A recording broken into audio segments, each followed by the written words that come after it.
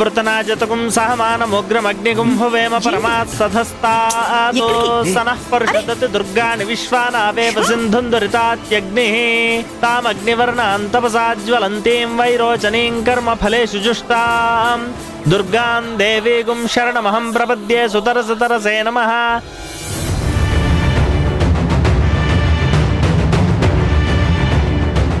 వీళ్ళందరి మొహాలు వీళ్ళ సైకిల్ చూస్తుంటే వీళ్ళల్లో వీళ్ళు కూడబలుకుని ఏదో చేస్తున్నారు.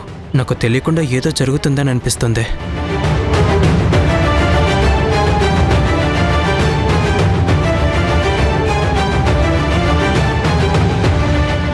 అసలు నా కూతురి నగలు దీని మెళ్ళలోకి ఎలా వచ్చాయో తేల్చుకోవాల్సిందే. ఎందుకు నా నోరు నొక్కి పూజ దగ్గర నుంచి ఇక్కడికి లాక్కొచ్చావు? నువ్వు వింతలా అలంకరించుకొని వచ్చి పూజలో కూర్చోవాల్సిన అవసరం ఏమొచ్చింది? అసలు నిన్నెవరు రమ్మన్నారు? అయినా గుణ జీవితాన్ని, తన భవిష్యత్తుని మేము ఎలా సరిచేయాలనుకుంటున్నామో నీకు ఇప్పటికే 2 సార్లు చెప్పాను. అయినా దాన్ని పెడచెవిని పెట్టి ప్రేమనే స్వార్థంతో వాళ్ళ కలయికలు చిచ్చు పెట్టాలన్న దురాలోచనతో నువ్వు వచ్చావననేది నాకు స్పష్టమైంది. నువ్వేం ఆశించొచ్చావో, ఎందుకు వచ్చి పూజలో గుణ పక్కన కూర్చున్నావో క్లియర్గా చెప్పగలవా? అయినా నీకు చాలాసార్లు నచ్చజెప్పే ప్రయత్నం చేశాను, ఎందుకు వినలేదు? నేను పూజ దగ్గర నుంచి ఇక్కడికి లాక్కొచ్చానని ఆవేశపడటం కాదు. కాస్త కూల్గా నేను చెప్పేది విను, ఆలోచించు. మనిషివైతే, మనసున్న దానివైతే స్పందించు. ఏంటి నువ్వు చెప్పేది, నేను ఆలోచించేది? నాకు గుణ అంటే ఎంత ఇష్టమో, ఎంతగా ప్రేమించానో నీకు తెలుసు కదా. అది తప్పని నిన్ను కూడా ఎన్నోసార్లు హెచ్చరించాను కదా. అయినా మళ్ళీ చెప్తున్నాను విను. నీకక్కడ పూజలు కూర్చున్న వాళ్ళు ఎవరో తెలుసా? ఆవిడ నాకు మనిషిగా తెలుసు, కానీ గుణాకి మాజీ భార్య అని ఇప్పుడే తెలిసింది. అదే తప్పు. మరి మాజీ భార్య అనటం ఇంకా తప్పు. ఎందుకంటే వాళ్ళ మధ్య దూరం ఏర్పడిందే కానీ బంధం తెగిపోలేదు. చట్టపరంగా విడాకులు తీసుకోలేదు, విడిపోలేదు. మనస్పర్ధలు రావచ్చు, మనుషులు దూరంగా ఉండొచ్చు, కానీ ఒకరి మనసులో ఒకరున్నారని నాకు తెలుసు. నిన్నెందుకు వాడు రిజెక్ట్ చేశాడో నీకు తెలియకపోవచ్చు, కానీ నీ అంతరాత్మకి తెలుసు. అయినా సరే మళ్ళీ నువ్వు వాడి భార్య కావాలని ప్రయత్నం చేయటం ముందు చూసావు, అది పెద్ద తప్పు. విడిపోయి ఉంటున్నారు కదా. విడిపోవచ్చు, కానీ వాళ్ళు భార్యాభర్తలుగా విడిపోలేదని స్పష్టంగా చెప్తున్నాను. అదేంటి ఇదేంటి, ఏదైనా విడిపోవడమే కదా. తప్పు. అక్కడే నువ్వు తప్పుగా ఆలోచిస్తున్నావు, తప్పు చేయాలని ప్రయత్నం చేస్తున్నావు. ఆ గ్యాప్ ని అడ్వాంటేజ్ గా తీసుకుని గుణ భార్య స్థానం సంపాదించుకోవాలనేది దురాశ. మేమంతా వాళ్ళిద్దరిని కలిపే ప్రయత్నం చేస్తున్నామని నీకు వివరంగా చెప్పాను. అయినా సరే నువ్వు ఆశతోని ముందడుగు వేయాలని చూస్తే చాలా ప్రమాదంలో పడతావు. నువ్వు గుణని ప్రేమించావు, ఆ విషయం నాకు తెలుసు, వాడికి తెలుసు. కానీ నిన్ను వాడు అంగీకరించట్లేదు, అది నీకు నాకు కూడా తెలుసు. అయినా సరే మొండిగా ఇలాగే ప్రయత్నం చేస్తే వాడికి నీ మీద దురభిప్రాయం ఏర్పడటమే కానీ నీ గురించి మంచిగా ఆలోచించడు. నీ సుఖమే నే కోరుకున్నా, నువ్వెక్కడున్నా ఎలా ఉన్నా బాగుండాలి అనే పాట విన్నావా ఎప్పుడైనా? అలాగే నిజంగా ప్రేమించిన వాళ్ళైతే ఆ ప్రేమలో నిజాయితీ ఉంటే ప్రేమించిన వాడు సుఖంగా సంతోషంగా ఉండాలని తాపత్రయపడతారు, త్యాగానికి సిద్ధపడతారు. కానీ ఇలా మనసు కలుషితం చేసి అందులో స్వార్థాన్ని ఎత్తుక్కోరు. నేనంత గొప్ప త్యాగం చేయడానికి ఇష్టపడను. నాకు గుణ కావాలి, గుణతో బ్రతుకు పంచుకోవాలి. చూడు సౌమ్య, నా తోటి డాక్టర్గా, ఓ మంచి స్నేహితుడిగా నేను నీకు చెప్తున్నాను విను. నీ ఫ్యూచర్ బెటర్గా ఉండాలంటే, నీకు డాక్టర్గా మంచి పేరు ప్రతిష్టలు రావాలంటే వృత్తికి అంకితం అవ్వు. అంతేగాని వ్యక్తి కోసం మోరల్స్ చంపుకోకు. వదిన్ని అన్నయ్యకు దూరం చేయాలని చూస్తే మాత్రం నేను చూస్తూ ఊరుకోను. నేను గుణాన్ని వదులుకోను. అది జరగదు.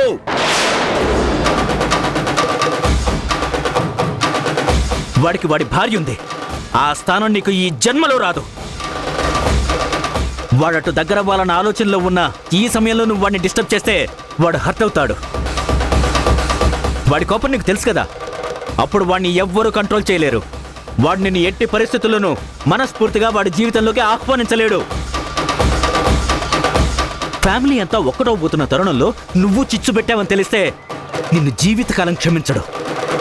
నీ ఆశ అడియాస అవుతుంది, నీ బతుకు సర్వనాశనం అవుతుంది. వృత్తిలో రాణించలేవు, వ్యక్తిగా ఎదగలేవు. భార్య మీద చిన్న అపనమ్మకంతో దూరమైన వాడు నీ మీద అసహ్యం కలిగితే నీ స్థానం స్థాయి ఎక్కడికి పడిపోతాయో ఆలోచించు. మనిషిగా మనుగడ సాగించలేవు.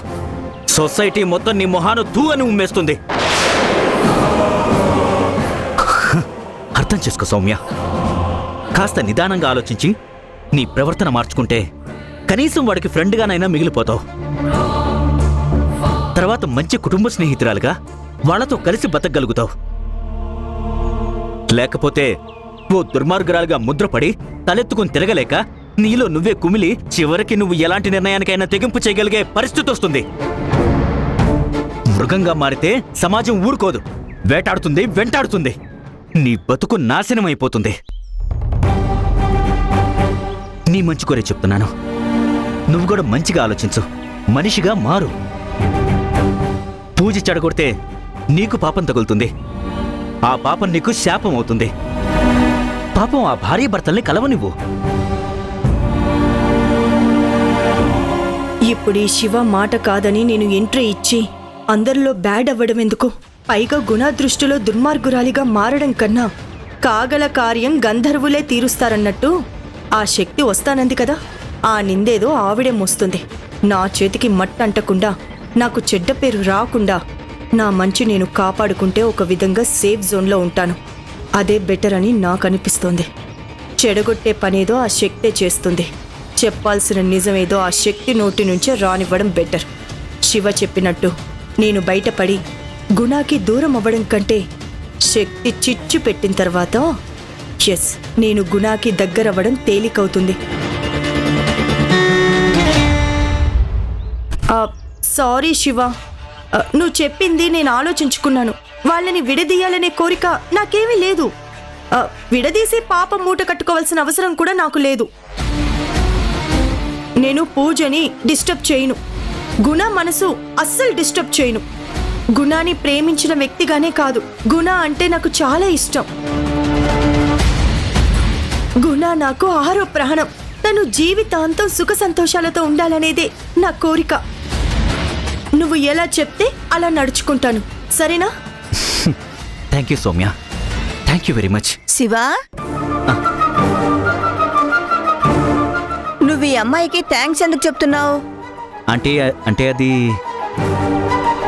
ఇప్పుడు ఈ అమ్మాయి ఈ నగలతో అక్కడికి వస్తే ఈవిడెలా చెప్పినా నువ్వెలా అంగీకరించినా అక్కడ మాత్రం గొడవ జరుగుతుంది. ఇవి జననీకి వాళ్ళ మామగారిచ్చిన నగలు. జననీ మెడలోనే ఉండాలి.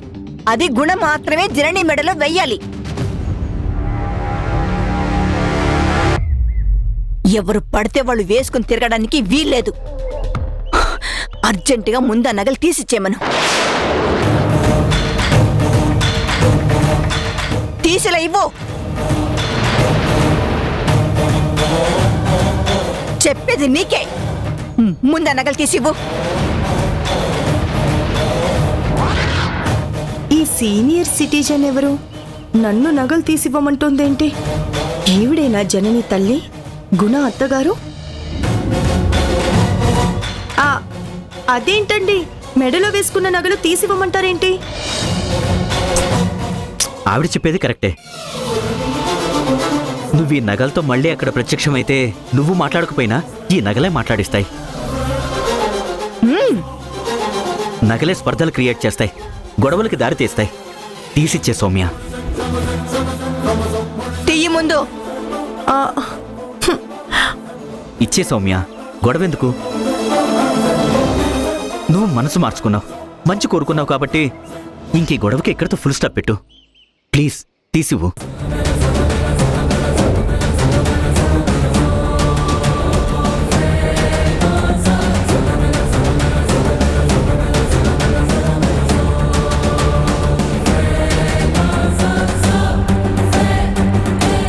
ఆహారం, చెవిదిద్దులు అన్నీ తీసివ్వు.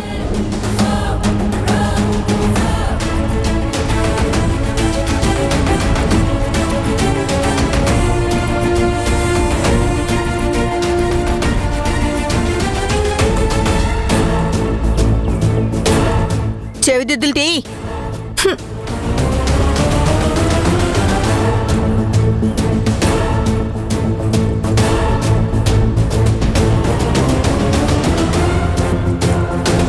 వీటిని నువ్వు జాగ్రత్తగా కాపాడు. నేను పూజలో ఉంటాను కదా. వద్దంటీ, ఆ నగలు మీ కూతురికి సంబంధించినవి.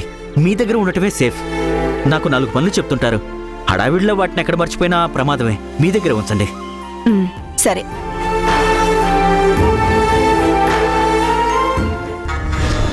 ఛ, ఈ శివాగాడొకడు అన్నిటికీ అడ్డుపడుతుంటాడు.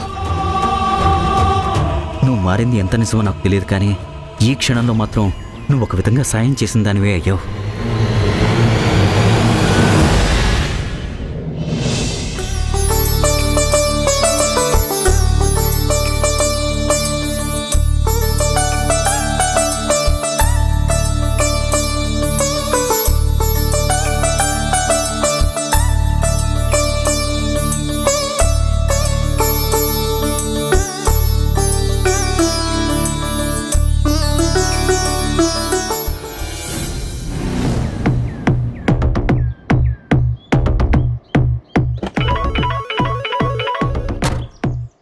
చెప్పు సౌమ్య.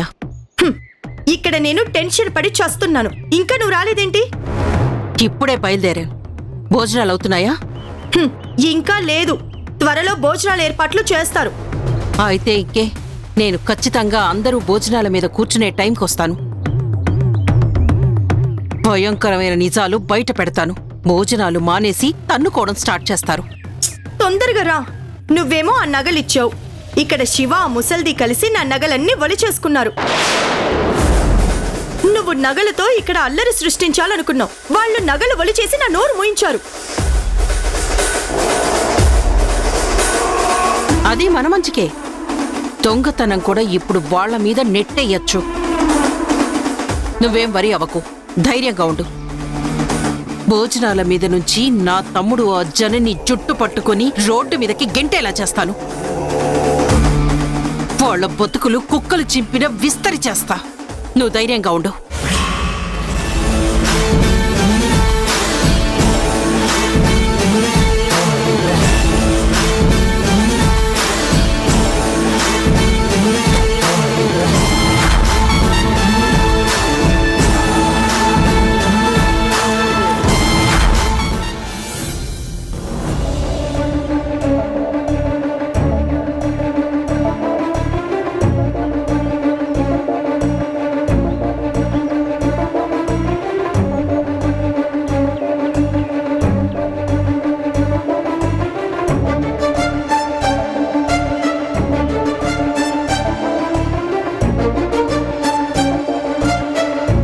ఇదేంటి పోయి జనని పక్కన కూర్చుంది?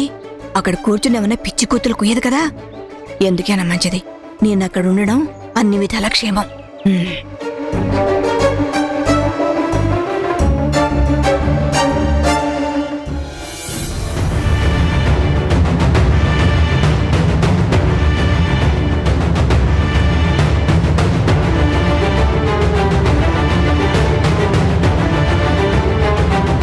ఏంటి అందరూ రకరకాలుగా ఫీలింగ్స్ మారుస్తూ ఉన్నారు. ఇందాకేమో అమ్మమ్మ ఎమోషనల్ అయింది, ఇప్పుడేమో మూతి ముడుచుకుని సైలెంట్గా వచ్చి ఆవిడ పక్కన కూర్చుంది. అసలు ఏం జరుగుతుందో నాకేం అర్థం కావడం లేదు.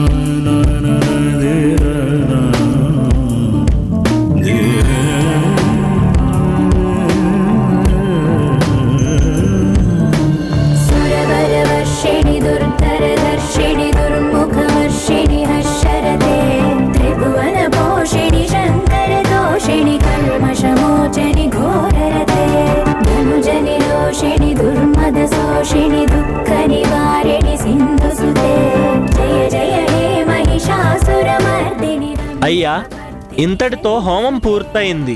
ఇప్పుడు ఈ పూర్ణాహుతిని అందరూ కళ్ళకద్దుకుని మీ మనస్సులో ఉన్న కోరిక కోరుకుని అమ్మవారికి చెప్పుకోండి.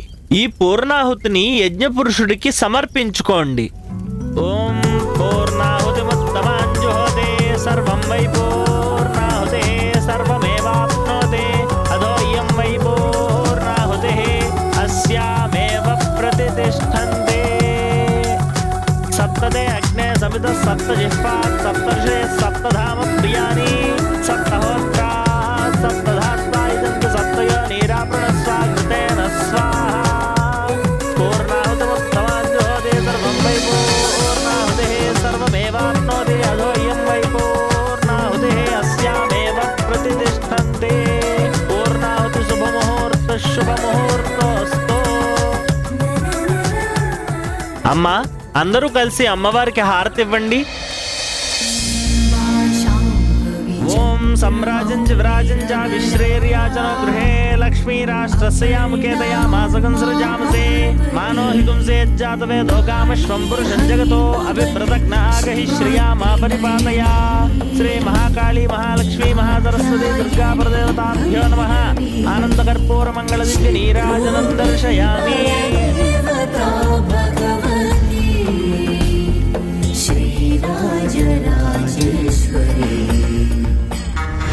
మీరంతా హ్యాపీగా పూజలు చేసుకుంటూ మంగళహారతులు ఇచ్చుకుంటున్నారా?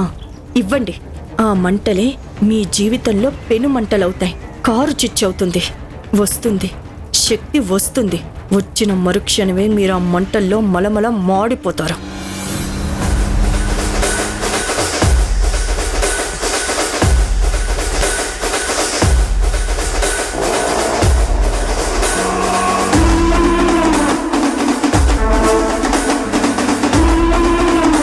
అబ్బా, ఈ శక్తి ఎప్పుడు తగులబడుతుంది? వీళ్ళ సంతోషాల మీద ఎప్పుడు నిప్పులు కుమ్మరిస్తుంది? అమ్మా, పూజ పూర్తయింది. చాలా దివ్యంగా మంగళప్రదంగా మీరు అమ్మవారి పూజ నెరవేర్చారు. మీ మనోవాంఛలన్నీ అమ్మవారు నెరవేరుస్తారు. మీకు అద్భుతమైన భవిష్యత్తు అమ్మవారు ప్రసాదిస్తుంది. అమ్మా, వాళ్ళ భోజనాలయ్యి చేతులు కడుక్కునేదాకా మీరెవరూ మాట్లాడే ప్రయత్నం చేయొద్దు.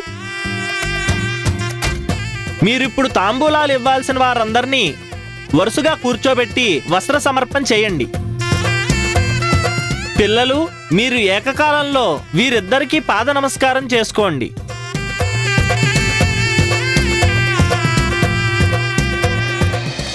నువ్వంటూ లేక నేలేనే అమ్మా, నీ రక్తమే పంచి ఇచ్చావే జన్మ.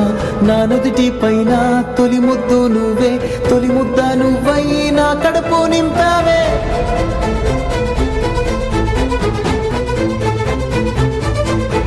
మనసంతా పూసేటి ఓ హాయి నువ్వమ్మ, కన్నీరే తుడిచేటి ఆ చేయి నీదమ్మ. పంచిస్తే పెరిగేటి ప్రేమంటే నువ్వమ్మ, నీ ఊపిరే నాలో ప్రాణంలా ఉందమ్మ. నా నిదురకే నువ్వు ఎలయ్యావు, నా కోసమే కలలెన్నో కన్నా. మీ ఒకప్పుడు ఉన్న ఇల్లు కనిపించిందా బాబు? నీ కొంగులో దాచిన మీ అబ్బాయి పేరు చెప్పండి. హరి తరుణ్.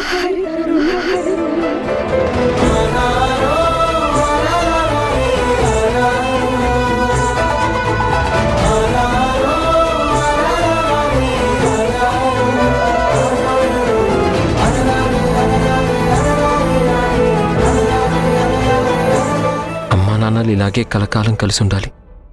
మాకు మీ ఆశీర్వచనాలు అందుతూ ఉండాలి.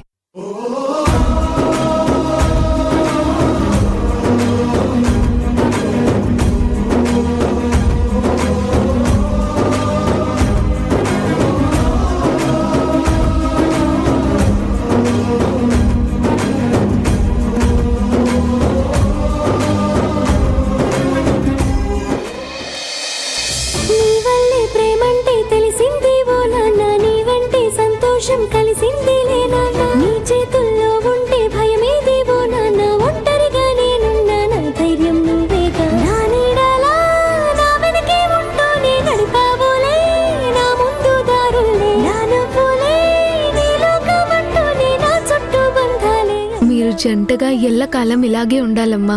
నాకు నాన్న లేని లోటు, అన్నయ్యకి అమ్మ లేని లోటు ఈ అమ్మవారే తీర్చాలి.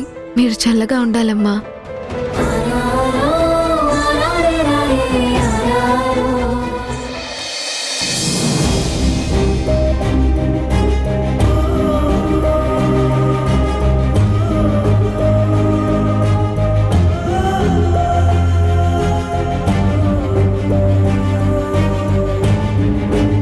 ఈ పంతులొకడు ఇద్దరిని జంట జంట అంటూ ఇండైరెక్ట్ గా భార్య భర్తలు అన్నట్లు మాట్లాడుతున్నాడు.